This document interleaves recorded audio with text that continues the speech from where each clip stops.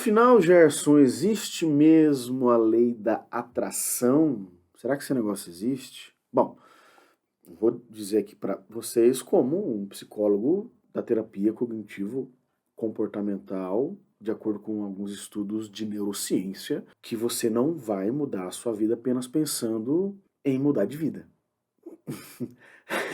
A lei da atração era uma crença onde uma pessoa ela precisa ter uma disposição mental para atrair coisas, circunstâncias, mudar só pensando, né, mudar eventos externos que acontecem a essa mesma pessoa.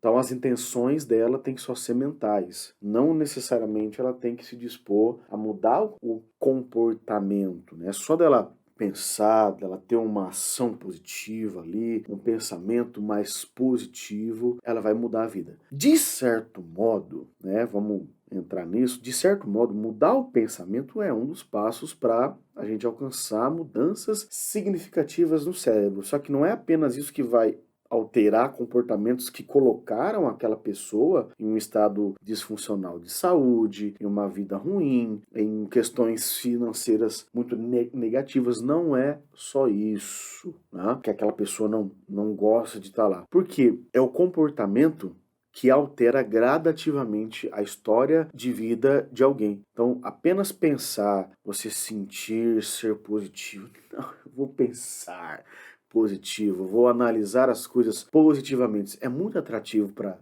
gente. Quando você tem essa predisposição de só pensar no positivo, isso atrai. Atrai a gente até porque só nisso não altera muito os caminhos que o cérebro faz para ter determinado comportamento, né? Então, se não altera, você não tem uma mudança ali de caminhos, de estruturas, nada nesse sentido. Mas mudar a ação que a gente teve durante anos, que demanda energia, que demanda uma carga energética no cérebro para você mudar aquela estrutura que já está lá, isso é dificílimo. E assim, a gente tem que tomar muito cuidado, né, para a gente não ficar num campo imaginário das coisas. Só ir lá imaginar que vai mudar, que fulano vai me mandar mensagem. Vou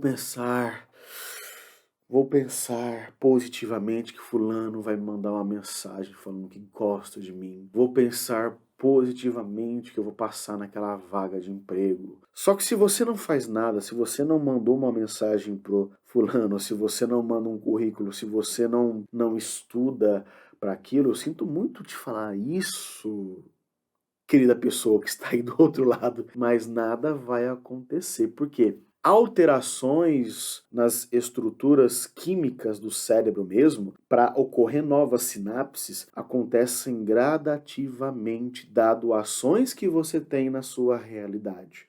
Além de pensar, além de sentir, você fazer e você estruturar aquele comportamento para chegar onde você quer. Um dia você acorda melhor, e aí você se expõe ao sol, você faz exercícios, você come melhor, você trabalha. Então daqui a alguns meses você vê algum resultado, você emagrece, você fica com mais fôlego, você fica mais disposto e predisposto. O seu cérebro ele entende aquele caminho que está acontecendo. O resultado é significativo, mas só achando que pensar vai mudar alguma coisa, você está muito enganado, né? Isso não vai mudar. Por quê? Porque existem áreas no nosso cérebro aonde nós adotamos pensamentos em nós mesmos, em nossas coisas, análises críticas, o chamado córtex pré-frontal ventromedial. O editor vai estar colocando aqui, né, para a gente ter uma ideia, que a gente consegue, através dessa parte desse córtex, a gente consegue avaliar o mundo à nossa volta e entender como a gente age nesse mesmo mundo.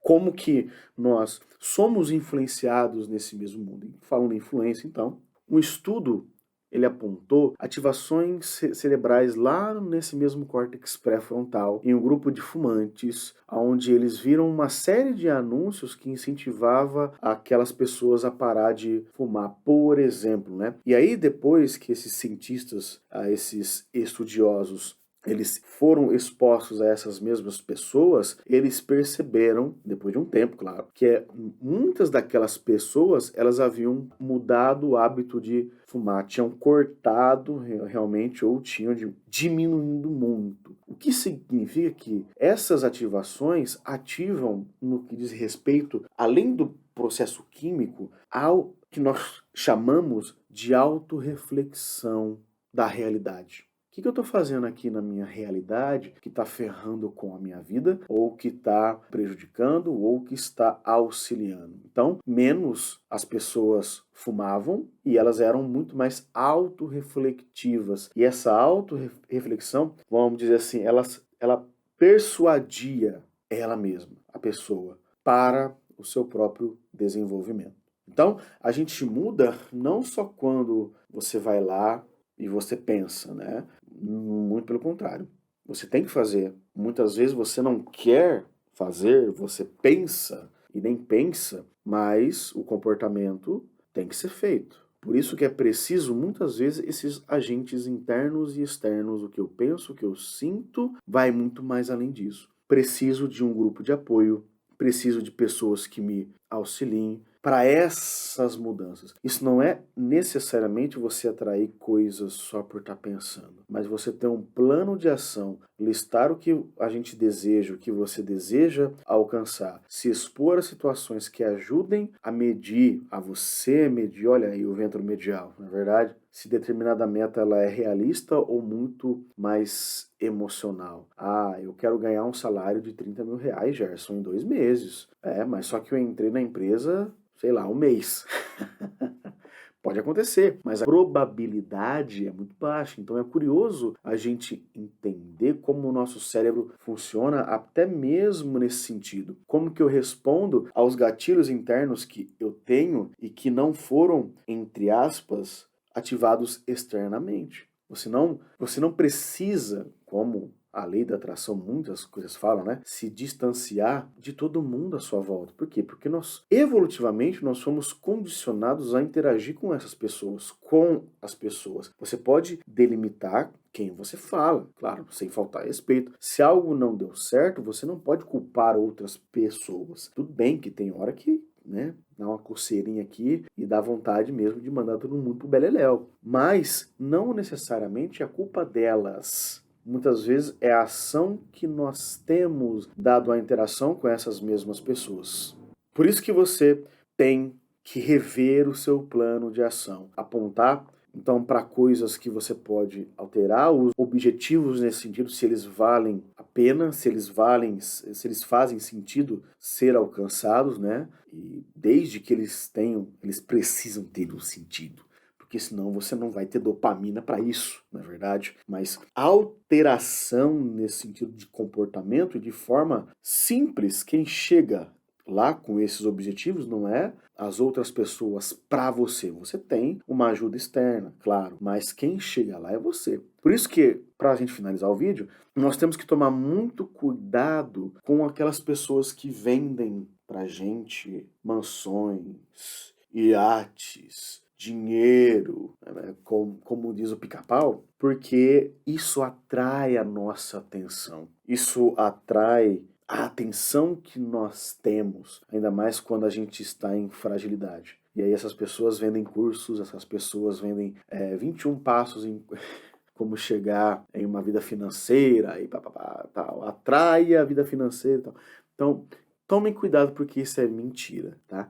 Um hábito não é desenvolvido com 21 dias. Ele começa uma pequena mudança em alguns dias, mas não em 21 dias, não em 30 dias. 30 dias ele começa a alteração mesmo, mas tomemos cuidado com essas pessoas que são aproveitadoras, que se dizem especialistas, porque na fragilidade elas podem vender coisas pra gente e quando a gente se der conta, nossa saúde mental fica muito mais disfuncional. Então, você atrai as coisas fazendo aquilo e não apenas pensando. Tome cuidado com isso.